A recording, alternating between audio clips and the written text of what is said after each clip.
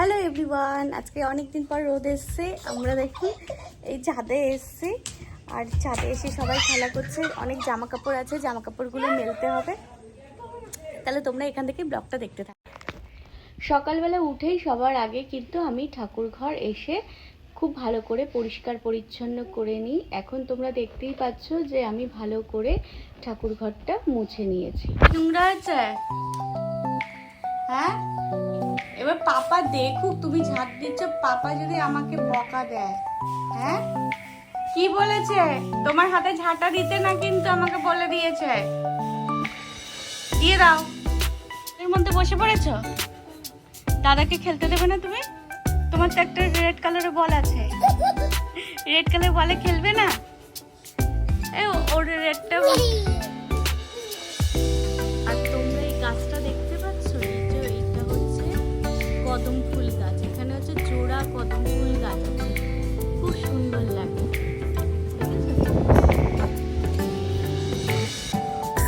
এরা হচ্ছে বৃষ্টির মধ্যে এখন খেলছে। হ্যাঁ, বলটা পেয়েছে, গুড়ি গুড়ি বৃষ্টি পড়ছে। চলো আমরা এখন ঘরে চলো, এখন বৃষ্টি পড়ছে, বৃষ্টি পড়ছে। আসো। এরা হচ্ছে বৃষ্টির মধ্যে এখন খেলছে। একটা করে ঠাকুরের প্রসাদ নেবে। এরকম ঘোরে না, আমি তোমাকে বলেছি না? দেখি এখন পেয়ারা নিয়েছো তুমি?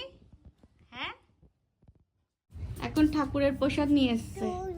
হ্যাঁ, ঠাকুরকে খেতে দিলেই কলা হচ্ছে ওর সব থেকে প্রিয়। কি হলো? আমি প্রত্যেকদিন এক মুঠ করে চাল সঞ্চয় করে রাখি, আজকে কিন্তু সেখান থেকেই চাল নিচ্ছি।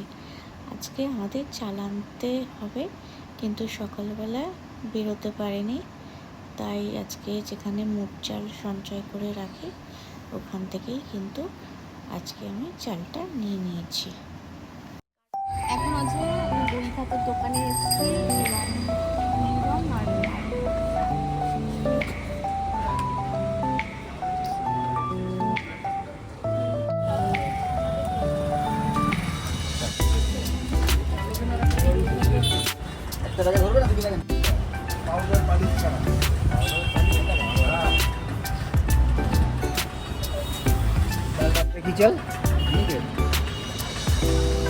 এখন চাল কিনতে এসেছি, ঘরে চাল বারণ তুলে না, একদম চাল।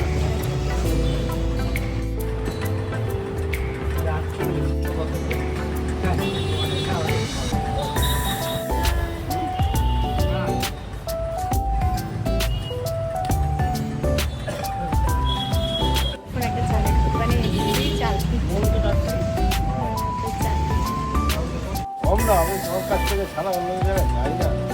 আমার না নিলে বলবে যে চাল নিচ্ছ না।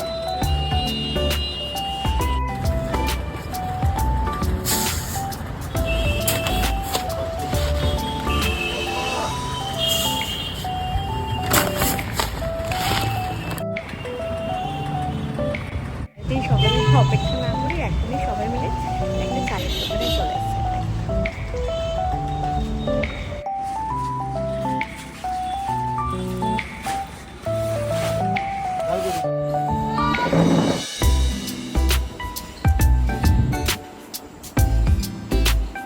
বন্ধুগণ, জানো তো আজকে সকালবেলায় চাল নিতে গিয়ে দেখি যে বস্তার চাল মোটামুটি মানে বাড়ন্ত।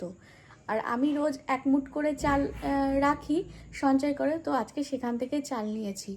তো আজকে সারাদিন মানে এত ব্যস্ততার মধ্যে না, আর মানে মিঠির বাবা চাল আনতে বেরোয়নি। তো মানে কিরকম একটা মনে লাগছিল যে ঘরের মধ্যে একদম চাল বাড়ন্ত।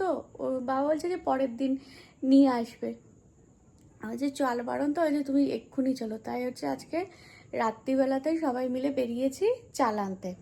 তো একটা চালের দোকানে গেছি, ওই দোকান থেকেই আমরা আনি, কারণ ওই দোকানে না একটু কম দাম, আর হচ্ছে মানে চালের কোয়ালিটিটা খুব ভালো। মানে মানে কথা যাচ্ছে না, পুরোনো চাল ভাতে পারে এরকম, মানে অল্প চাল নিলেও ভাতটা কিন্তু অনেক বেশি হয়।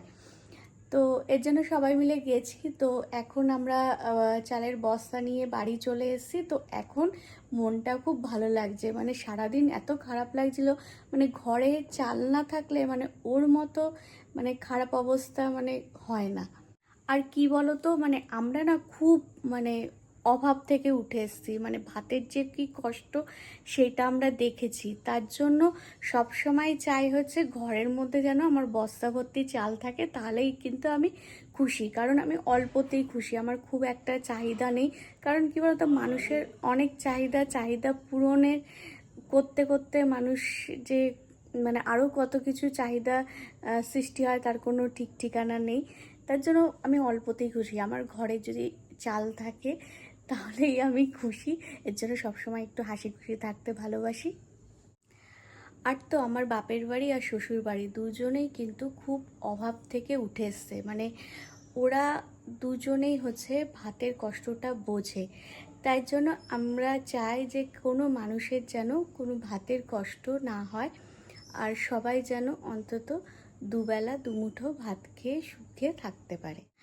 আর কি বলতো, এটাই সবসময় চাই যে কোনো মানুষের যেন ভাতের কষ্ট না হয়, তারা যেন দুবেলা পেট ভরে ভাত পায়। তো এরকম অনেক মানুষ অনেক সাহায্যের হাত বাড়িয়ে দেয়, তো তাদেরকে অসংখ্য ধন্যবাদ। তো তোমাদের আমাদের ব্লগটা দেখার জন্য অসংখ্য